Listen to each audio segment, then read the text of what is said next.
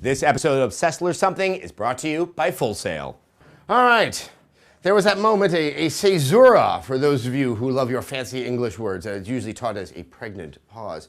A caesura for Microsoft, where things are very, very quiet, and then all of a sudden, there's all this talk. It looks like that Microsoft was kind of compelled to have to say something due to a report that my talented colleagues over at Game Informer were able to dig up, that there is a very, very new and quite distinct policy shift from the Xbox 360 to the Xbox One with respect to indie devs and self-publishing. They will allow for self-publishing. They will allow for setting your own price.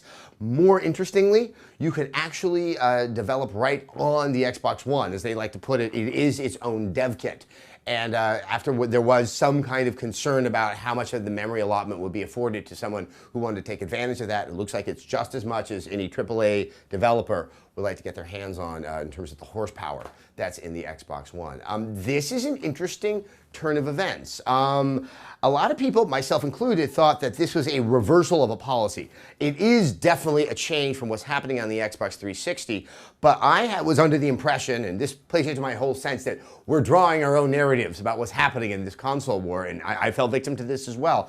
I could not find statements from a Microsoft representative with regard to the Xbox One that stated that the current and existing Xbox 360 policies would be in place. What I did find that seemed to be the closest to it were some comments from Phil Spencer at the reveal in Redmond back in late May that it was just kind of an evasive answer that they were interested in wanting to do things with indies and that they would probably have more to say and stuff like that. So you know what, this is something that for reasons I don't understand was kept under wraps for way too long. Sony obviously, back in February started this sort of new campaign of embracing the indies, and they've looked a lot more friendly. And there is a historical precedent of them being more friendly to indie developers, bringing them on, trying to bring down those barriers for entry and giving them an opportunity to get their games available to a much larger public.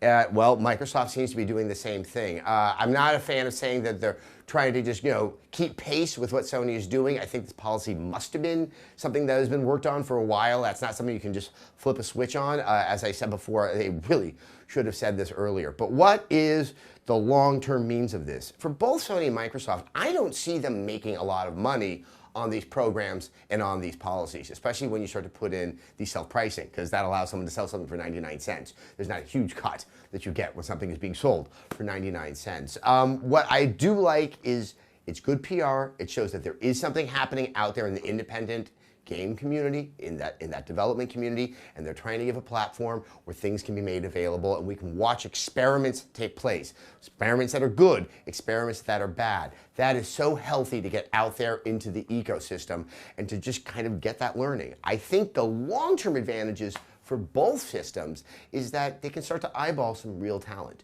And maybe, if it's on Xbox Live or if it's on PSN, they start to nurture it, maybe bring them further in-house. And then we see, that team of two that was working on something in their garage 10 years from now is working on something with a lot more funding and is going to take that sophisticated game system and do something else with it. Here is where my concern is. And this might be more true for what's happening on Microsoft's side than Sony, although I think the risk is there in both cases.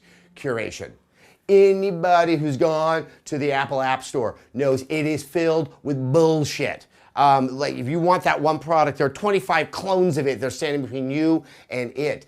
Things that seem to get favored, that get that prominent placement, seem to be absolutely at odds with what is good, what is interesting, and what is kind of vital that's out there in the ecosystem. I really hope, because we're dealing with proper game, console makers, Microsoft and Sony, that something will be done to help highlight the interesting accomplishments that are out there. And stuff that is broken, stuff that doesn't work, will naturally just start to fall to the bottom. I think that is something of a pipe dream, but the thing is, how can you get excited if you don't know where it is? All right, we're going to take a second and acknowledge our sponsor, Full Sail University. Now, you obviously, if you're here, you love playing video games, but have you ever thought of creating them? Whether you're interested in programming, art and animation, story creation, or even producing games, there's a game degree program at Full Sail University to fit your needs. Full Sail grads have worked on titles such as Red Dead Redemption, the Call of Duty series, and more. If you're looking for an online program, Full Sail's Game Art and Game Design Bachelor's degree programs utilize Full Sail's immersive education platform, giving you the ability to earn your degree from anywhere in the world. Visit fullsail.edu/something to learn more.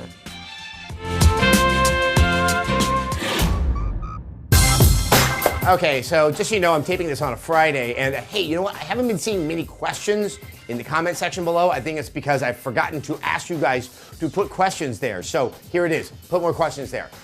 For now, I'm going to respond to something else that just popped up. I am talking to you on a Friday. I know you're probably watching this on a Monday. Okay, so there's this report that comes out of the Digital Foundry group inside of Eurogamer about the memory allocation in the PS4. Everyone was so taken aback by the 8 gigs of DDR5, and it looks like that 3.5 of those gigs are going to be reserved for the operating system. That is a lot of memory to hand over to the operating system. Sony, as of my taping of this, has not confirmed it. So this is all a matter of speculation. I will hand it that this same team has done reporting on what was going to be under the hood of the PS4 earlier, and they pretty much, were spot on. They were off on a couple of things, but there is reason to believe this.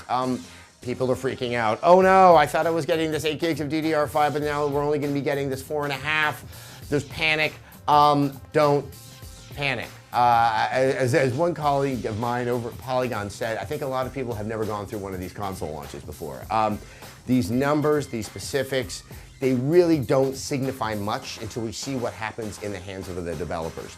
I would have to say, in the course of this story being put out, you didn't see any comments from people who are working on the PlayStation 4 who are saying that this is somehow causing a huge problem. Yes, it sounds strange when you look at it on paper, but the thing is, a console isn't on paper, and really the definition of what can be done with the technology that's under the hood is going to be demonstrated as we see the games. I can't say I've been terribly enthused with either Infamous or Killzone in terms of game design, but in terms of something looking technically very remarkable, I think they're getting there. And so I think everyone needs to take a deep breath. This is all part of what I keep on addressing, that we look at these things as so suspiciously, as if there's some kind of bait and switch that's about to happen.